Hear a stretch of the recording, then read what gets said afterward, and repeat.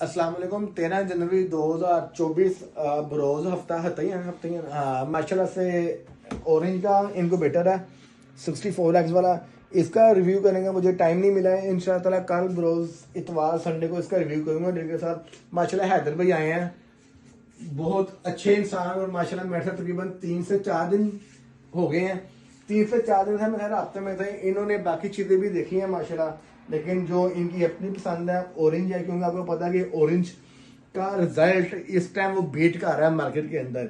जो मैं भी यही सजेशन देता हूँ कि आपने मार्केट को साथ चलना हो तो फिर मार्केट की मौजूदा जो कंडीशन होती है उसको फॉलो करना पड़ता है। अल्लाह पाक ये मशीन इनके नसीब करे। बाकी इसकी सारी एक्सेसरीज के साथ हैं, डोनट फायर भी साथ इसके होता है, ये सारी एक्सेसरीज के साथ हैं। हैदर भाई को चेक करवाया माशाल्लाह, सेटअप भी देखा इन्होंने, और साथ इनका एक नौजवान साथी है, इसे घूम चुका पता है। ठीक हो गया जी। डोनट फायर मैं आपको देता हूँ इंशाल्लाह, बल्कि ये डोनट फायर आपको मैं इसको निकाल देता हूँ।